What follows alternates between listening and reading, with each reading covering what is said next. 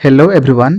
I hope समस्ते भल थे। तो आज आम यही वीडियो माध्यम 15टी मैथ्र पेडागोजी क्वेश्चन डिस्कसन करवा जोटा कि आपण मानकर आगामी 80 जोटा कि असिस्टेंट टीचर जोटा कि आम जूनियर टीचर रेगुलर पोस्ट एवं ता सहित मोर सीटी ओटीईटी स्पेशल ओटीईटी सीटीईटी ओएसटीईटी एवं आरएसटी सबू टीचिंग एग्जाम बहुत हेल्पफुल हम कहीं सबू टीचिंग एग्जाम सिलेबस मानकर मैथ्र पेडागोजी रोचे से आपण मैंने बिना डाउट रे वीडियो को फास्ट रु लास्ट जाए देखूँ बिना स्किप कर देखूँ। मोर आशा आप समस्ते सब क्वेश्चन को ठीक भाव में बुझीपारे।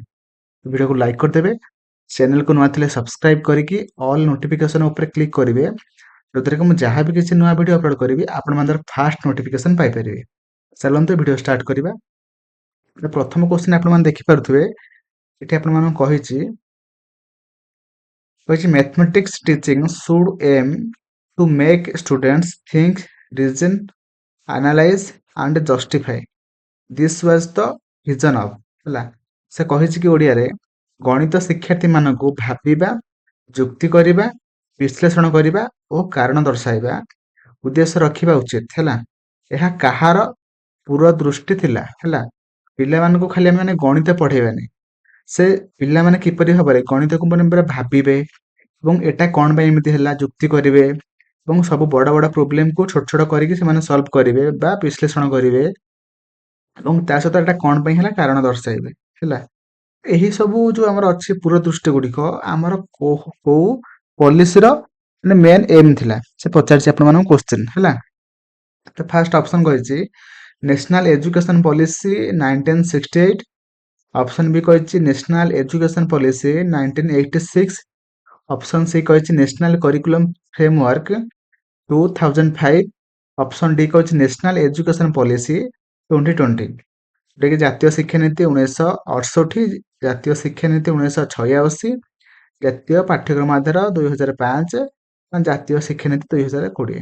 तो सठिक आंसर कौन हम कौ पॉलिसी मेन एम थिला कि पिला मानकु आमे माने पूरा पूरी विश्लेषण करेकी कारण दर्शाइकी जुक्ति करेकी मैं थिंकिंग क्रिएट करेगी आमे माने पिला मानकु पढ़ेबा।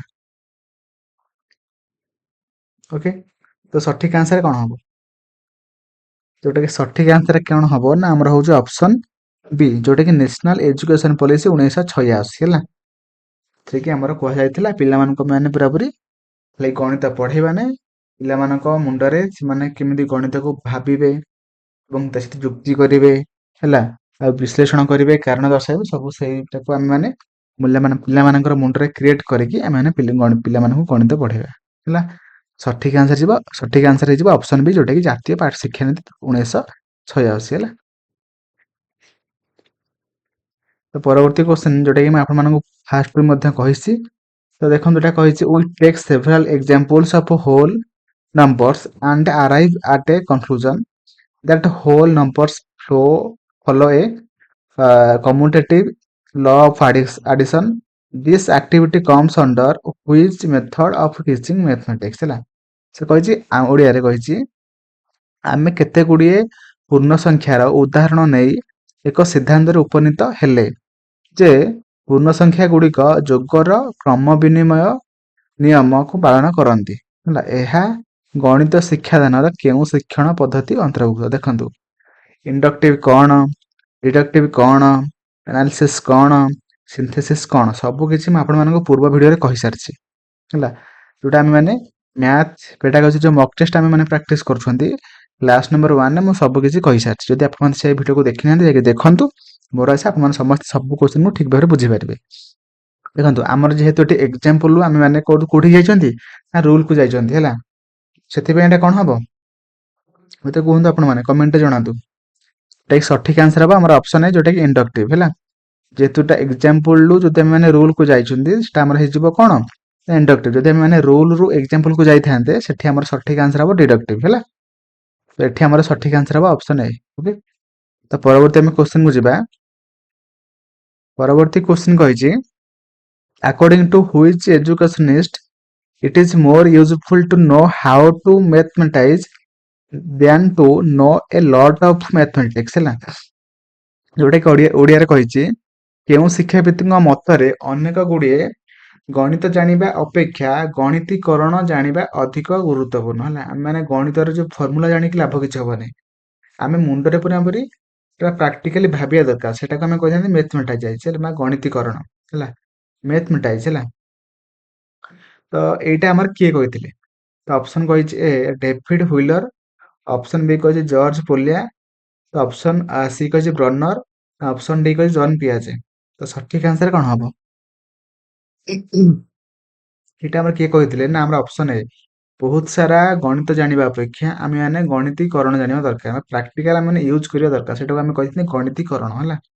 ମାନେ ଆମେ ମାନେ ଡେ ଟୁ ଡେ ଲାଇଫରେ ଆମେ ମାନେ କେମିତି ଗଣିତକୁ ଆପ୍ଲାଏ କରିବା ସେଟାକୁ ଆମେ କହିଥାନ୍ତି ଗଣିତୀକରଣ ହେଲା। ବା ତାକୁ ଆମେ କହିଥାନ୍ତି କଣ ନା ମ୍ୟାଥମେଟାଇଜ ହେଲା।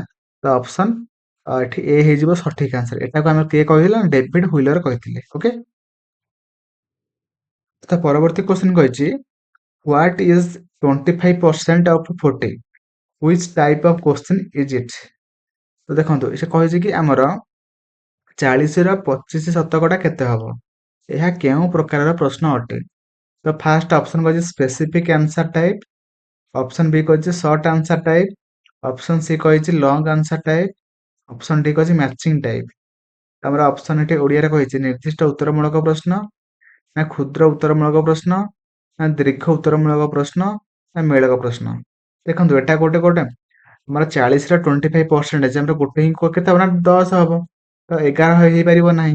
ସେଥିପାଇଁ ମୋର ଏଟା ଆନ୍ସର କଣ ହବ?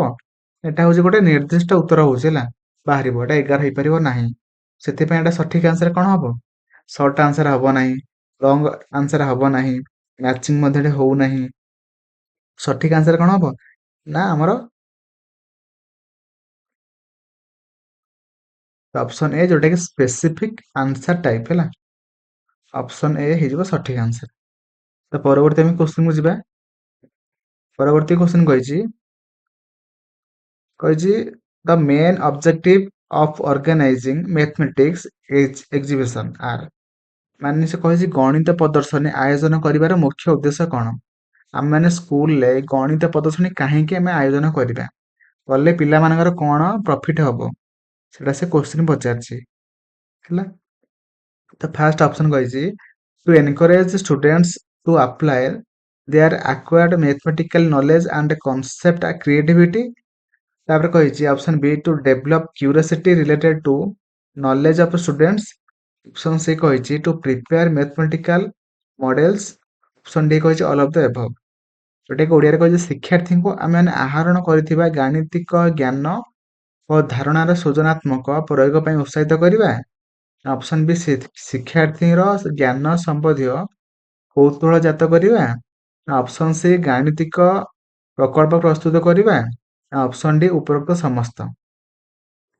ସଠିକ ଆନ୍ସର କଣ ହବ?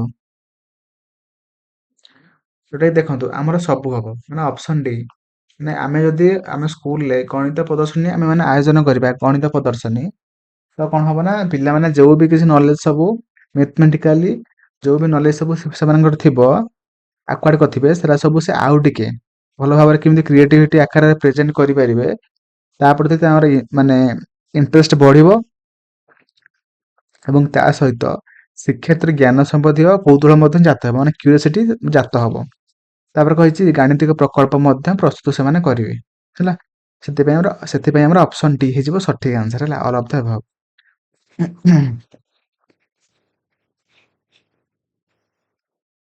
ତ ପରବର୍ତ୍ତୀ କ୍ୱେଶ୍ଚନ କହିଛି in which of the following method discovery mindset of learners develop ହେଲା। କହିଛି ଶିକ୍ଷାର୍ଥୀର ଆବିଷ୍କାର ମନୋଭାବ ନିର୍ମତ କେଉଁ ପଦ୍ଧତିରେ ବିକଶିତ ହୋଇଥାଏ ହେଲା। ଗୋଟେ ଶିକ୍ଷାର୍ଥୀ କେମିତି ନୂଆ ନୂଆ ସବୁ ମେଥଡ ହେଲା କି ନୂଆ ନୂଆ ସବୁ ଆମର ପ୍ରୋଜେକ୍ଟ ହେଲା ସେ କିପରି ଭାବରେ ଆବିଷ୍କାର କରିବ, ତ ଏଟା କୋଉ ମେଥଡ ମାନେ ପିଲାଙ୍କୁ ପଢେଇବା ଯୋଉଥିରେ କି ସବୁ ଆବିଷ୍କାର ମନୋଭାବ ପିଲାର ଡେଭଲପ ହବ। ତ ଫାଷ୍ଟ ଅପସନ ଅଛି ଓନ୍ଲି ଇଣ୍ଡକ୍ଟିଭ, ଓନ୍ଲି ଡିଡକ୍ଟିଭ, ନା ବୋଥ ଇଣ୍ଡକ୍ଟିଭ ଆଣ୍ଡ ଡିଡକ୍ଟିଭ, ନା ଓନ୍ଲି ସିନ୍ଥେସିସ୍। ଯୋଉଟାକି ଆମର ଓଡିଆରେ କହିଛି କେବଳ ଆରୋହ କେବଳ ଅବରୋହ। ଅପସନ ସି ଉଭୟ ଆରୋହ ଏବଂ ଅବରୋହ। ଆମର ଅପସନ ଡି ଯୋଉଟା କେବଳ ସଂଶ୍ଳେଷଣ। ଦେଖନ୍ତୁ ଆମେ ଦିଟା ମେଥଡରେ ପଢେଇବା ଯୋଉଟା କି ଇଣ୍ଡକ୍ଟିଭ ଆଣ୍ଡ ଡିଡକ୍ଟିଭ। ପିଲାଙ୍କୁ ଯଦି ଆମେ ଇଣ୍ଡକ୍ଟିଭ ଆଣ୍ଡ ଡିଡକ୍ଟିଭ ମେଥଡରେ ପଢେଇବା ତେବେ ପିଲାର ଡିସ୍କଭରି ମାଇଣ୍ଡ ସେଟ୍ डेभलप हबो ହେଲା। ତ option C will be right answer.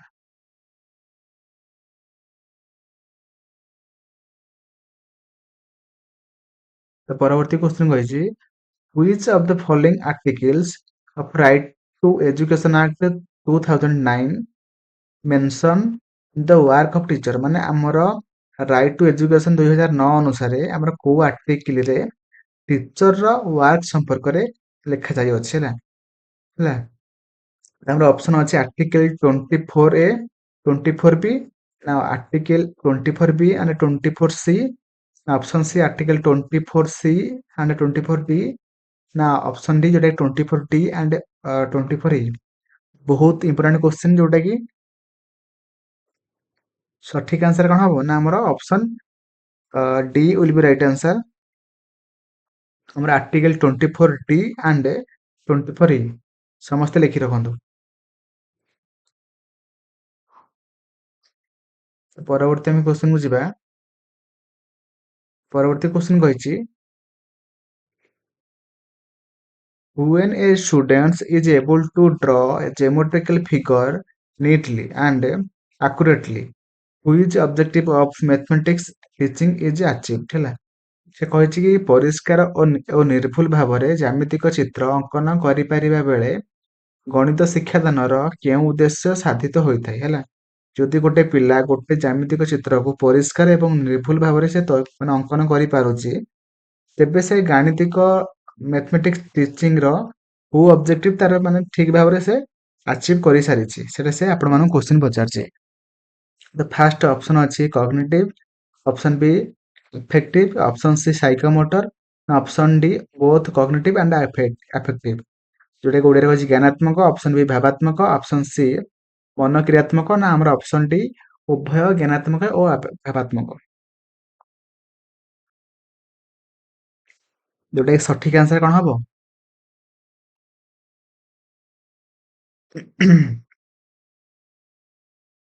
ତ ସଠିକ ଆନ୍ସର ହବ ଆମର ଅପସନ ସି ଯୋଉଟା କି ସାଇକୋମୋଟର ହେଲା। କାହିଁକି ନା ସେ ଗୋଟେ କାମକୁ କରୁଛି ହେଲା। ସେଥିପାଇଁ ଆମର ଅପସନ ମନ କ୍ରିୟାତ୍ମକ option C will be right answer ହେଲା। ଯଦି ତାର ଯଦି ଜ୍ଞାନଟାକୁ ସେ ଡେସ୍କ୍ରାଇବ କରିଥାନ୍ତା ବା କହିଥାନ୍ତା ତେବେ ଜ୍ଞାନାତ୍ମକ ହେଇଥାନ୍ତା ବା ଆମର କଗ୍ନିଟିଭ ହେଇଥାନ୍ତା। ଯେମିତି ଆମର ମନେ ରଖିବା ହେଲା ସେଟା। ଆଉ ଯଦି ତାର ଯଦି ଇଣ୍ଟରେଷ୍ଟ ଅଛି କ୍ୟୁରିଓସିଟି ଅଛି ସେଟା ଆମର ଭାବାତ୍ମକରେ ଯିବ ହେଲା। ଆମର ଅପସନ ଡି ଟା ହବନି। ତ ପରବର୍ତ୍ତୀ ଆମେ କ୍वेଶ୍ଚନ କୁ ଯିବା। ତ ପରବର୍ତ୍ତୀ କ୍वेଶ୍ଚନ କହିଛି which of the following is not the usefulness of analytical method ହେଲା। କହିଛି କି ଆମର ନିମ୍ନଲିଖିତ ମଧ୍ୟରୁ କେଉଁଟି ବିଶ୍ଳେଷଣ ପଦ୍ଧତିର ଉପଯୋଗିତା ନୁହେଁ କୋଉଟା କୁହନ୍ତୁ ମତେ। ଅପସନ କହିଛି analysis is a logical method, option B କହିଛି it helps in the development of learners intelligence and thinking power, option C କହିଛି through it various meaningful parts are brought together, option D କହିଛି learning through this method becomes long lasting। ତ ଓଡ଼ିଆରେ କହିଛି ବିଶ୍ଳେଷଣ ଏକ ତର୍କସିଦ୍ଧ ପଦ୍ଧତି, option B କହିଛି ଏହା ଶିକ୍ଷାର୍ଥୀର ପ୍ରଜ୍ଞା ଓ ଚିନ୍ତା ଶକ୍ତିକୁ ବିକାଶ କରିବାରେ ସାଧନ କରେ, ଅପସନ ସି କହିଛି ଏହା ଦ୍ୱାରା ବିଭିନ୍ନ ଅର୍ଥପୂର୍ଣ୍ଣ ଅଂଶକୁ ଏକତ୍ର କରାଯାଏ ନା ଏଥିରେ ଶିକ୍ଷଣ ଦୀର୍ଘସ୍ଥାୟୀ ହୋଇଥାଏ। କୁହନ୍ତୁ ମତେ କୋଉଟା ଗୋଟେ ନଟ୍ ଏଠି ପଚାରିଛି ହେଲା। ଆମର ଆନାଲିଟିକାଲ ମେଥଡର କୋଉଟା ଗୋଟେ ଉପଯୋଗିତା ହେଇପାରିବ ନାହିଁ ହେଲା। ସଠିକ ଆନ୍ସର ମତେ କୁହନ୍ତୁ କୋଉଟା ହବ।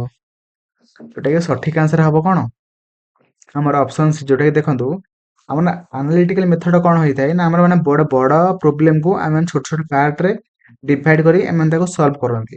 କିନ୍ତୁ ଏଠି କହିଛି କଣ ଏହା ଦ୍ୱାରା ବିଭିନ୍ନ ଅର୍ଥପୂର୍ଣ୍ଣ ଅଂଶକୁ ଆମେ ଏକତ୍ର କରନ୍ତି ନାହିଁ, ଆମେ ଗୋଟେ ବଡ ପ୍ରୋବ୍ଲେମକୁ ଆମେ ଭାଙ୍ଗିକି କରନ୍ତି ସଲ୍ଭ କରନ୍ତି। ଆଉ ସିନ୍ଥେସିସ୍ ମେଥଡରେ ଆମେ କଣ କରନ୍ତି ନା ଆମେ ଅର୍ଥପୂର୍ଣ୍ଣ ଅଂଶ ଗୁଡିକୁ ସବୁ କଣ କରନ୍ତି ନା ଆମେ ମାନେ ଏକତ୍ର କରିକି ଆମେ ପ୍ରୋବ୍ଲେମଟାକୁ ସଲ୍ଭ କରନ୍ତି ହେଲା। ତେବେ ସେଥିପାଇଁ ଆମର ଏଟା ଅପସନ ସି ଟା ହବ ନାହିଁ, ଏଟା ହଉଛି ଆମର ସିନ୍ଥେଟିକ ମେଥଡ ହେଲା। ପରବର୍ତ୍ତୀ ଆମେ କ୍ୱେଶ୍ଚନ କୁ ଯିବା।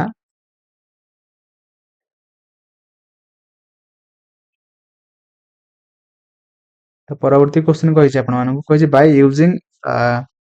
by using which nature of mathematics can a learner in the future acquire the skill of lying different tiles design on the floor ମାନେ ସେ କହିଛି ଗଣିତର କେଉଁ ସ୍ୱରୂପକୁ ବ୍ୟବହାର କରି ଜଣେ ଶିକ୍ଷାର୍ଥୀ ଭବିଷ୍ୟତରେ ଚଟାଣରେ ବିଭିନ୍ନ ଡିଜାଇନର ଟାଇଲ ବିଛାଇବା କୌଶଳକୁ ହାସଲ କରିପାରିବ ହେଲା।